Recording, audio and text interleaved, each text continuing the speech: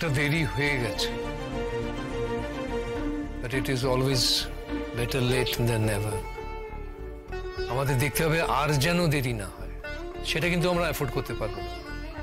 এই ডিপ্রেশন থেকে যে কত বড় ক্ষতি হতে পারে। বাপি, বাপি তুমি আমাকে বলো না, এবার আমি কিভাবে এগোবো? আমার তো মাথায় কাজ করছে না। আমি গেছিলাম দিদিভাইকে বোঝাতে, কিন্তু ও তো কোনো রকম রেসপন্সই করছে না। কেমন যেন অন্য একটা মানুষও। করবে না তো, সত্যি ও এখন একজন অন্য মানুষ, নিজেকে হারিয়ে ফেলেছে যে, বা ফেলতে চাইছে। দেখ, তুই তো সাইকিয়াট্রিস্ট নোস, তুই পারবি না, আমিও পারবো না ওকে এই অবস্থা থেকে বার করে আনতে। তাহলে কি একজন সাইকিয়াট্রিস্ট কনসাল্ট করব? তুমি চেনো কাউকে? চিনি তো অনেককেই, কিন্তু আমার মনে হয় স্টার্ট উইথ আ সাইকোলজিস্ট। ওকে কথা বলানোটা খুব দরকার। ওর মধ্যে আসলে অনেক কিছু জমে আছে, বুঝলি? অনেক কথা, অপমান,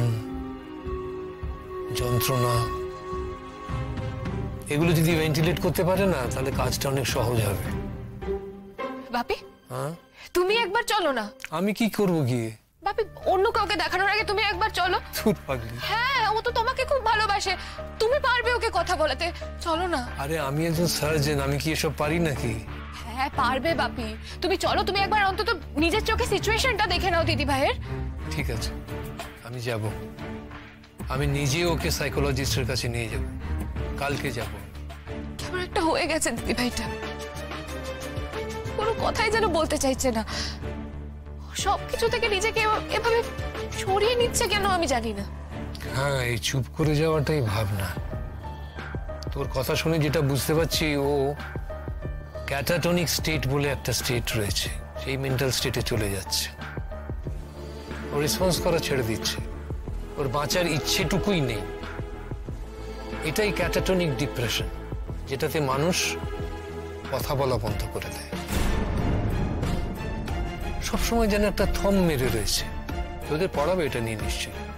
দেখ, এটা খুব ভালো অবস্থা নয়। ও নিজেকে আস্তে আস্তে হারিয়ে ফেলতে চাইছে, সব সময় ও একটা ঘোরের মধ্যে রয়েছে। হ্যাঁ হ্যাঁ বাপি, একদম ঠিক, একদম তাই। ওর চারপাশে এই যে এত কিছু ঘটছে, এত লোকে কথা বলছে, ওকে কিন্তু কিছুই স্পর্শ করছে না। শুনতে পাচ্ছে কিনা সন্দেহ। এটা অ্যাকিউট ডিপ্রেশন। আমার খুব ভয় করছে বাপি, এবার কি করব? এটা হলো অবসেসিভ ডিসঅর্ডার। এই ধরনের মানুষ নিজের জীবনে তো বটেই, অন্যের জীবনেও অনেক ক্ষতি করে দিতে পারে। এই যে লাভ হেট রিলেশনশিপ নেচার, এটা তো এক ধরনের অসুখ। এরা যখন ভালোবাসে, তখন ভালোবাসার মানুষটার জন্য প্রাণ দিতেও পিছপা হয় না। আর যখন একটু এদিক ওদিক হয়, তখন এদের মধ্যেই কি চরম ঘৃণা বাসা বাঁধতে শুরু করে, এটা কল্পনা করতে পারবি না। আমি এরকম অনেক কেস দেখেছি, পড়েছি। হ্যাঁ বাপি, অনির্বাণদা এখন দিদিভাইকে ভীষণ ঘেন্না করে। ওই যে প্রথমে দিদিভাই সিমরনকে সন্দেহ করেছিল, হ্যাঁ মানছি, তখন হয়তো দিদিভাই একটু ওভার অ্যাক্ট করে ফেলেছিল, কিন্তু তার জন্য তো বারবার ক্ষমা চেয়েছে দিদিভাই। নিজের ভুলটা বুঝতে পেরে নিজের ভুলটা স্বীকার করেছে, কিন্তু তাতেও অনির্বাণদা শান্ত হচ্ছে না। ওই বাড়ির পরিবেশটা না অনির্বাণদাই বিষাক্ত করে রেখেছে। আমার তো মনে হয় ছেলেটির কাউন্সেলিং আগে দরকার। ও যদি বদলায় তাহলে রাই আপনি সুস্থ হয়ে, আর যদি না বদলাতে পারে তাহলে যে কোনো সময় এরকম পরিস্থিতি তৈরি করবে। আর সাফার করবে কে? আমাদের মেয়েটা। মেয়েরাই তো চিরকাল সাফার করে এসেছে। সে স্ত্রী হিসেবে যোগ্য কিনা সেটা তাকেই প্রমাণ করতে হবে। সে সন্তানের জন্ম দেবে, সে ঘাড় মুখ গুঁজে সংসার ঠেলবে, তারপর এদিক থেকে ওদিক হলে তাকে ফাঁসি কাটে চড়ানো হবে। দাঁড়া, একটা ফোন করি। কিন্তু সেটা তো কেউ নয়, সে হলো বিল্লির মা। তাই রায়ের কথা শোনাটা তোরও প্রয়োজন আর আমারও প্রয়োজন, সেটা তুই ভালো করেই জানিস। বরঞ্চ তোর বাবা হিসেবে জানাটা একটু বেশি দরকার। আজকে যেই বাচ্চাটা বাইরের জগতের সাথে সেভাবে এক্সপোজড হয়নি, সেখানে আমরা যদি বাইরের জামা কাপড় পরে হাত পা না ধুয়ে ওকে এসে যদি টাচ করি, সেখানে সামান্য জন্ম ওর প্রবলেম হতে পারে। তাই আমাদেরকে বিল্লির কথা ভেবেই এই জিনিসগুলো মানতে হবে। আর আজকে যদি কেউ না মানে, তাহলে রাইয়ের মতন তোরও দায়িত্ব সেটা তাকে বোঝানোর, তাই নয় কি? এনিওয়ে, রাই কোথায় জানি না। তোদের জ্ঞান শোনার পর আমি ওর সাথে কথা বলতে গেছিলাম ওই ঘরে। ওই ঘরটা তো এখন আর আমার ঘর নেই, পুরোপুরি ওর ঘর হয়ে গেছে।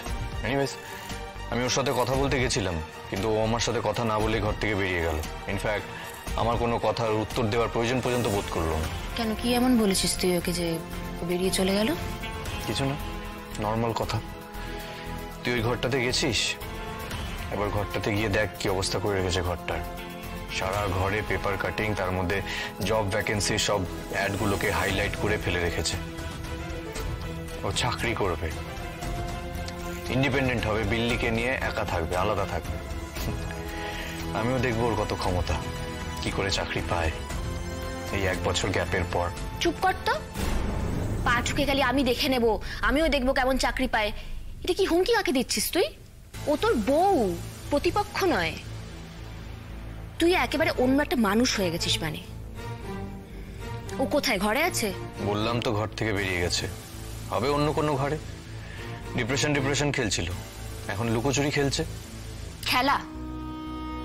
রায়ের এই কঠিন ফেসটাকে তোর খেলা বলে মনে হচ্ছে?